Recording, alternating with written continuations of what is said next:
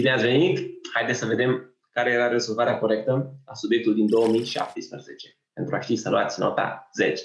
O să dau un share screen la subiecte și puteți urmări cu mine ceea ce se întâmplă.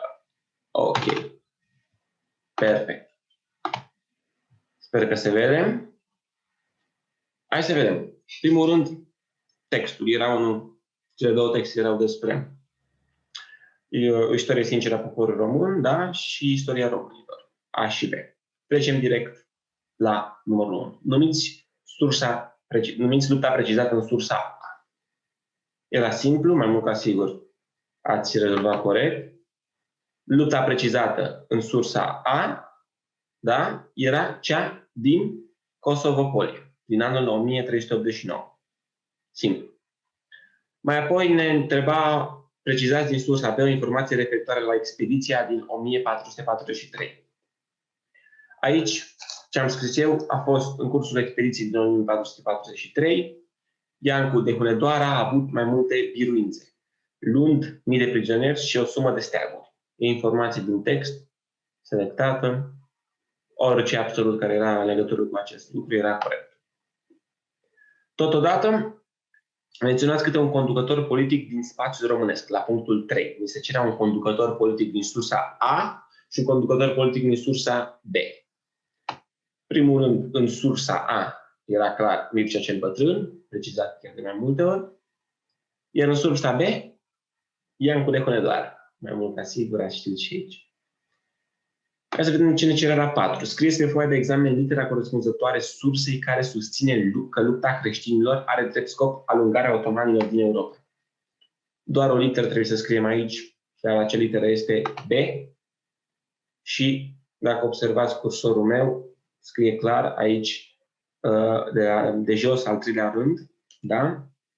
Care trebuia să ducă la izgonirea turcilor din Europa și la ocuparea Constantinopolului. Avem un text foarte clar, precizat ce anume trebuia să se întâmple. Bun.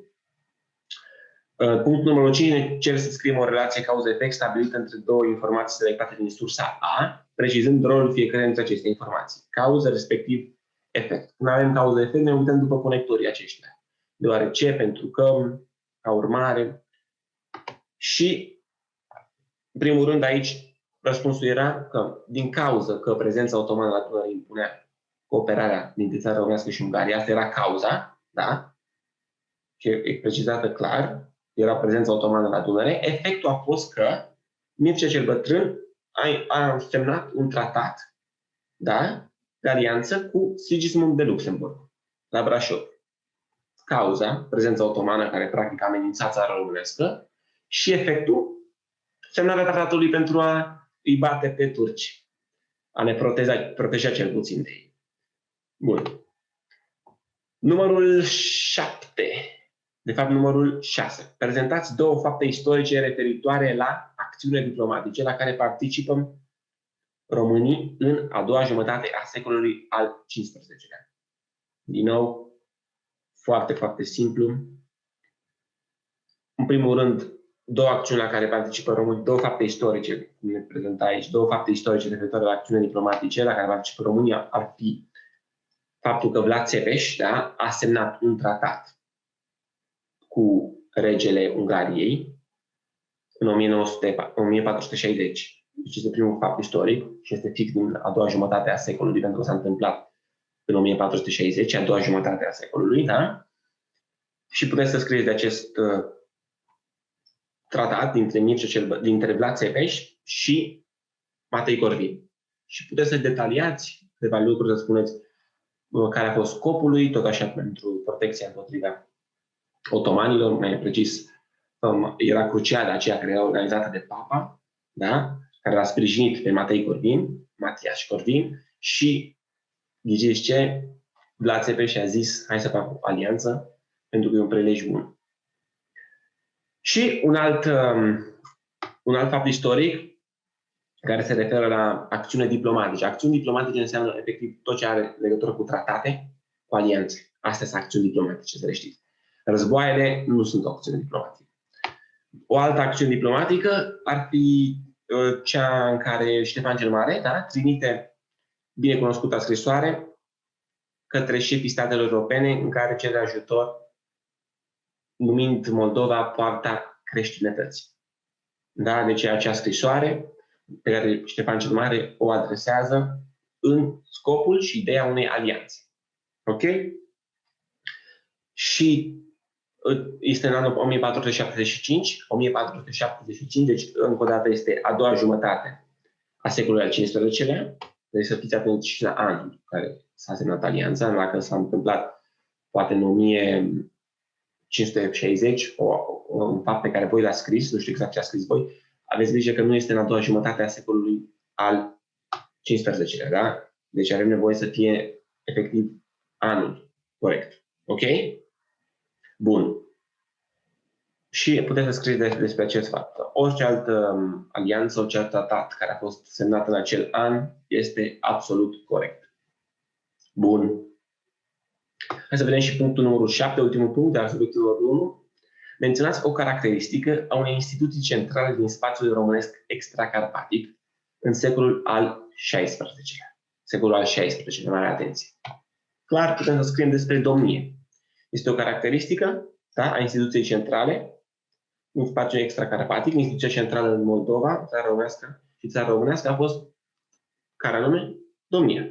Da, și putem să spunem despre puterea Domnului, despre limitările pe care le avea domnia, faptul că el se putea atinge de proprietățile boierilor și ale țăranilor numai în caz de trădare, numai în caz în care ei practic nu își plăteau taxele sau în caz că mureau fără moștenitori.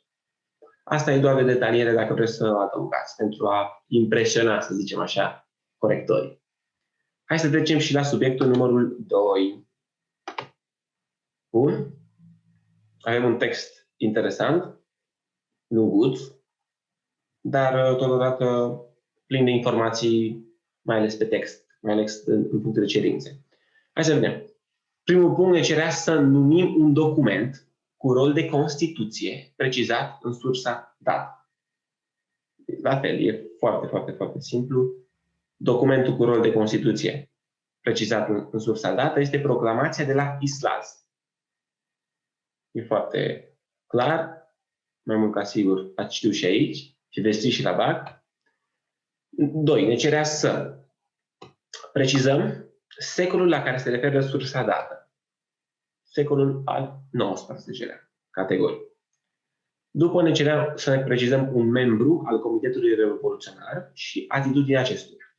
Nicolae Bălcescu a fost membru al Comitetului Revoluționar și atitudinea sa a fost de ostilitate. A fost una care, practic, a cerut, atitudinea acestuia față de Rusia era ostil, de ostilitate. Practic, s-a opus, cerându-și să pună capăt regimului instituit de regimentele organice. Scrie în text foarte clar că, efectiv, Nicolae Bălcescu a fost ostil, s-a opus ideilor rușilor. Da? După, foarte clar ne cere să menționăm din sursa dată 2 informații referitoare la acțiunile din Moldova. Puteți să scrieți absolut orice. Eu am scris că în Moldova a fost o mișcare revoluționară care începe de la Iași. Da? E o informație și putem să mai detaliem, unde boierii și reprezentanții orășenilor erau hotărâți să limiteze puterile domnului Mihail Sturza. Da? Asta e o informație referitoare la Moldova și totodată altă informație ar fi că domnul Moldovei răspunde prin forța revendicărilor și după scurte ciocniri, mulți dintre revoluționari din frunte au fost exilați.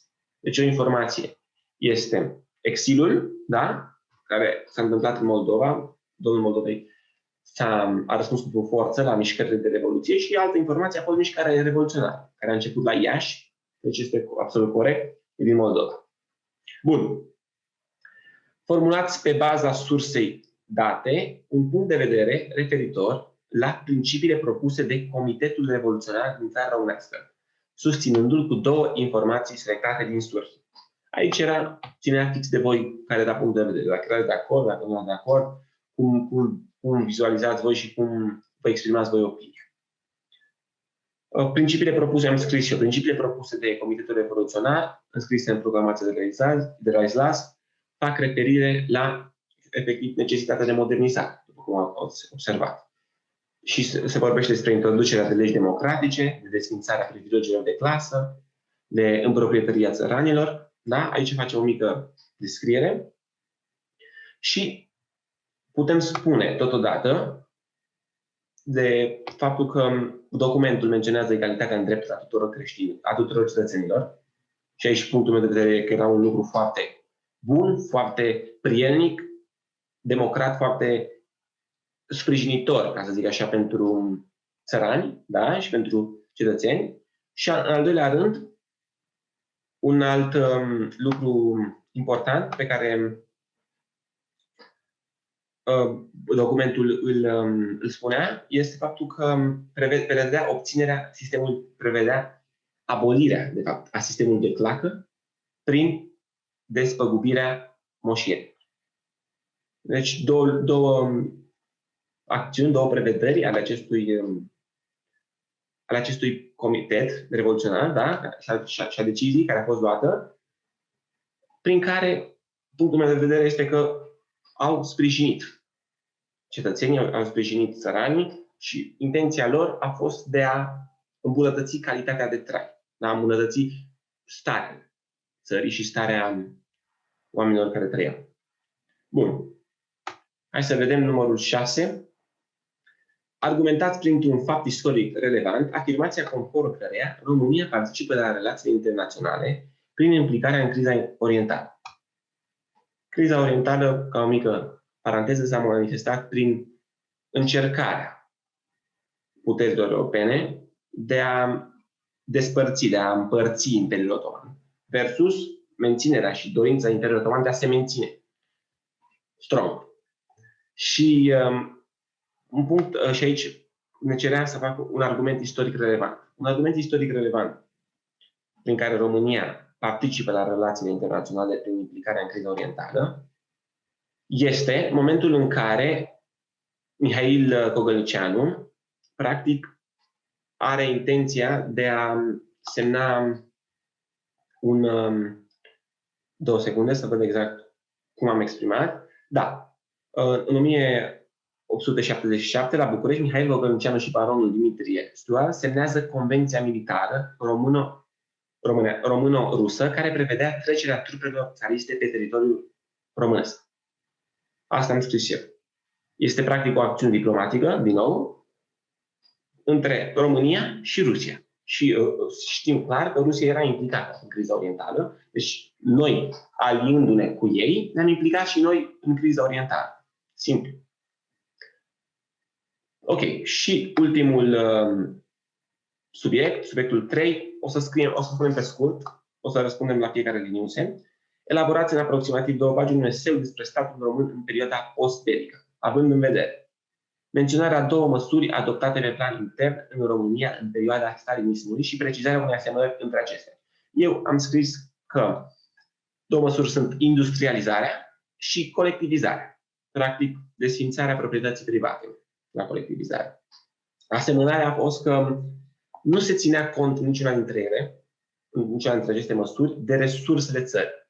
Și interesul era fix pe ceea ce au făcut rușii, să aplicăm și noi. Dar nu se ținea cont că poate industria noastră nu era atât de dezvoltată, poate că agricultura noastră avea alte nevoi la acel moment. Ok?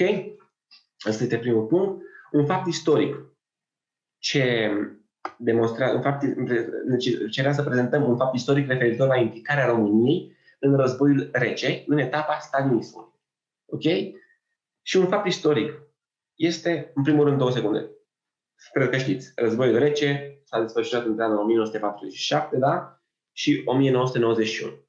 Și un fapt istoric, eu am spus despre România care sprijină URSS-ul în acțiunea sa de a înăbuși Revoluția din Ungaria, Revoluția maghiară. Da?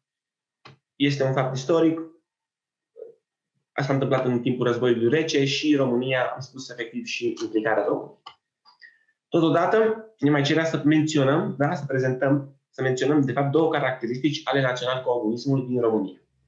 Am scris despre cultul personalității, faptul că era venerat Neanicu, da?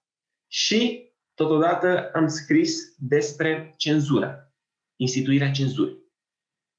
Da? Un fapt istoric, sunt de fapt două caracteristici ale național-comunismului, care au fost efectiv specifice național-comunismului, pe care le puteți detalia în funcție de spațiu pe care îl mai aveți nevoie să vă umpleți eseul de 2 pagini până la urmă, da? Nu trebuia doar să le menționăm, trebuia să le și descriem puțin. Apoi, ultimul punct ne cerea formularea unui punct de vedere referitor la evoluția politică a României la sfârșitul secolului al XX-lea și susținerea acestuia pentru un argument istoric. Simplu. Putea opinia voastră să fie de oricare natură. Putea să susțineți comunismul dacă sunteți comuniști, chiar apreciați acest regim, sau putea să spuneți, eu am spus că pe scurt, am spus că țara noastră a prosperat, da, din punct de vedere financiar, ne-am achitat până la urmă toate datoriile și din punctul ăsta de vedere am putea spune că comunismul și regimul comunist a avut o influență benefică, însă a fost cu un preț. A fost cu un preț. Noi am plătit prețul foametei, oameni care efectiv erau terminați de energie pentru că munceau 12 ore și resursele țării care au fost exploatate într-o manieră în care nu a fost sustenabil. Da? Ăsta a fost prețul pe care l-am plătit noi. Și punctul meu de vedere s-a învârtit în jurul acestui lucru. Bun. Acestea au fost subiectele explicate și verificate. Sper că ați știut perfect. Mai mult ca sigur ați știut. Aveți grijă de voi. Vă urez mult succes. Sunt mega sigur. Vă veți descurca la nota 10 plus, da? Fiți voi, folosiți-vă puterea infinită și mult succes. De-abia aștept să-mi spuneți cum a fost, cât de bine v-ați descurcat și apăsați chiar acum pe butonul ăsta de abonare de aici, frumos, pentru mai multe videoclipuri care vă vor ajuta să vă alegeți facultatea, să fiți voi mult mai încrezători, mult mai fericiți, mult mai plini de iubire și armonie. Eu am fost Filius Cemlă, vă pup, vă iubesc, fiți voi, folosiți-vă puterea infinită!